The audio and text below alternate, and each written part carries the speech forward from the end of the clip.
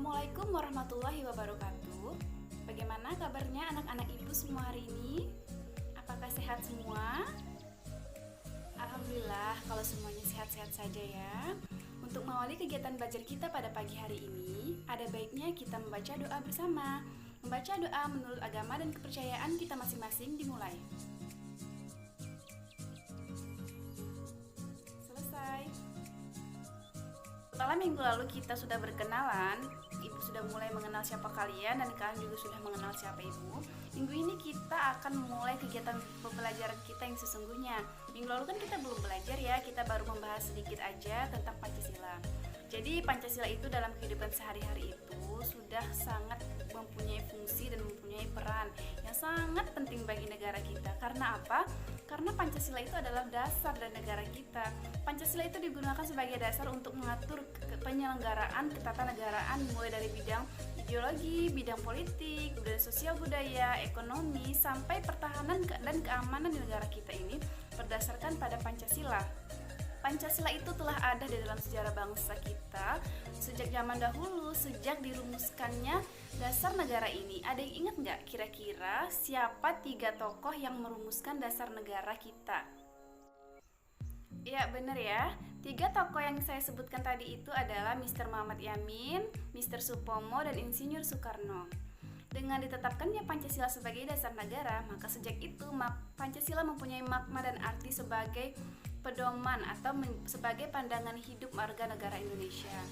Dan juga Pancasila menjadi lambang negara kita. Negara Kesatuan Republik Indonesia sangat memegang teguh Pancasila sebagai dasar dan pedoman yang kuat untuk mencapai tujuan kenegaraan. Dengan demikian, warga negara Indonesia memaknai Pancasila sebagai patokan atau sebagai pedoman yang mengatur sendi-sendi kehidupan berbangsa dan bernegara. Sebelum saya lanjutkan, saya ingin tanya dulu sama kalian semua nih, anak-anak ibu yang pinter-pinter. Kira-kira tujuan negara kita itu apa sih? Oke, Charlie silakan menjawab. Saya akan menjawab pertanyaan Ibu. Pertanyaannya mengenai tujuan negara Republik Indonesia.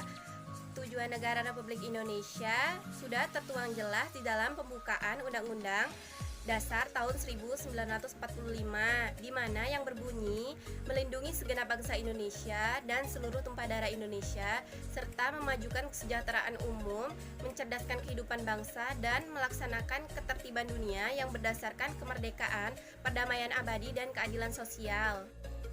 Oke, baik. Jawabannya sangat bagus banget ya, Charlie. Di sini Ibu akan memperkenalkan dulu nih sama kalian. Kira-kira metode belajar seperti apa sih yang Ibu inginkan untuk kelas ini? Jadi, di mata pelajaran PPKN kelas 8 ini, Ibu menerapkan model pembelajaran project based learning. Atau yang lebih kita kenal adalah belajar berbasis proyek. Artinya, nanti kalian akan membuat sebuah proyek dan kalian akan mempresentasikan proyek kalian tersebut, di mana proyek itu benar-benar hasil karya kalian sendiri, bukan hasil karya orang lain.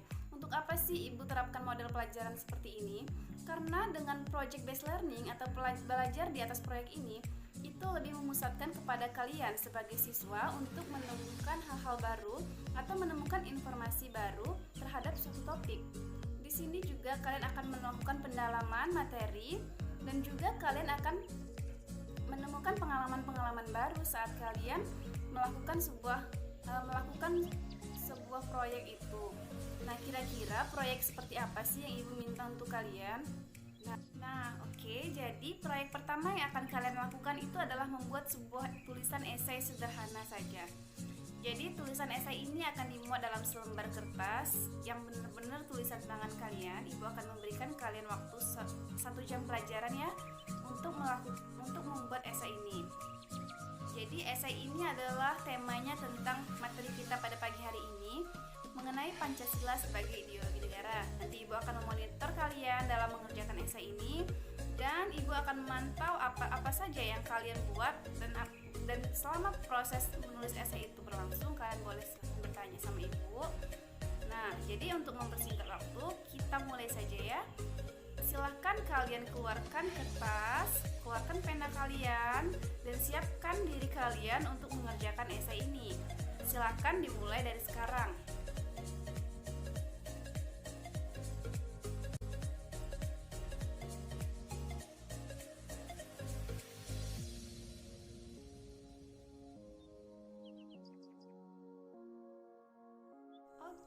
waktunya udah habis ya. Udah 1 jam pelajaran berlalu.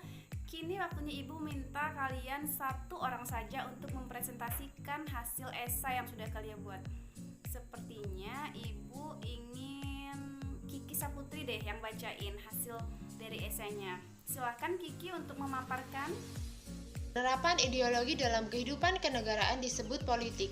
Karena itu sering terjadi bahwa ideologi dimanfaatkan untuk tujuan tertentu.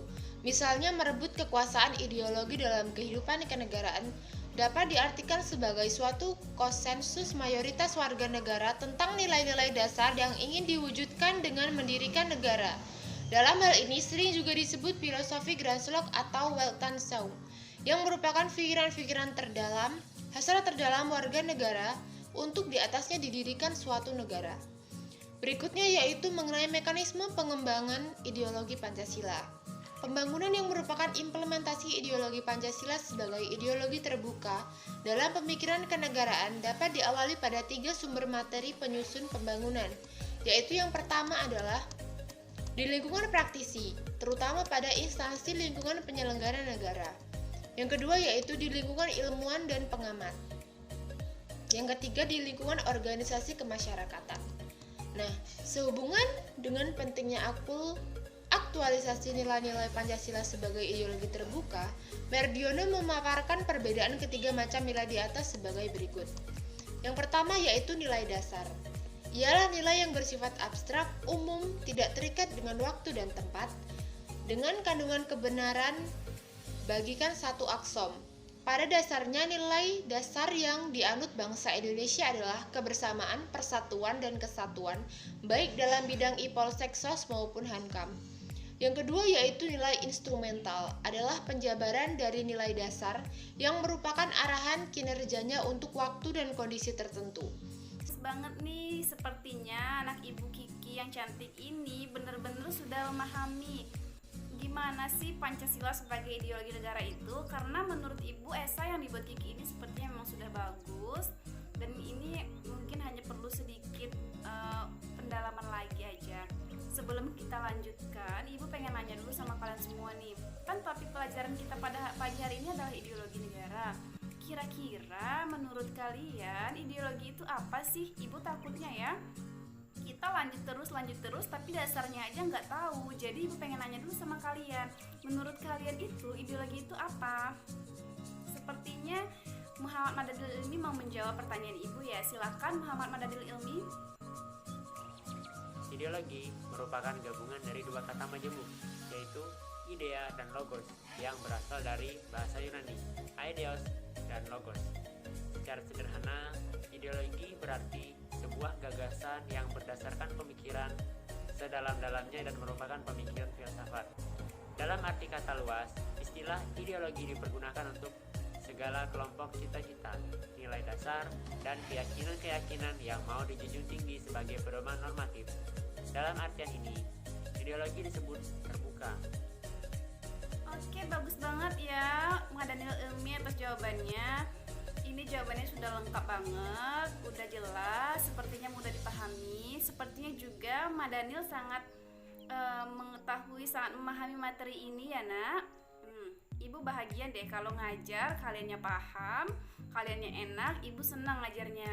Ibu harap kedepannya kita akan belajarnya nyambung terus ya, enak, dan sama-sama santai aja. Tapi serius ya, belajarnya kayak gini nih, kalian dapat pengetahuan, dapat pengalaman, dan juga belajarnya jadi asik. Nah, selanjutnya Ibu pengen tahu nih, Ibu pengen mengevaluasi pengalaman apa sih yang kalian dapat dalam menulis esai ini. Pasti ada nih pengalaman suka ataupun pengalaman dukanya kalau lagi bikin sesuatu itu, termasuk proyek ini. Jadi Ibu pengen ada 2 orang yang menceritakan pengalamannya. Pertama, Ibu minta dulu kepada anak Ibu Suprapti untuk menceritakan pengalaman apa saja yang Suprapti dapatkan nak saat kalian membuat esai ini. Pengalaman saya saat menulis esai yaitu saya bingung mau mulai dari mana, bingung mau menulis apa dan kalimat apa yang enak ditulis lebih dulu.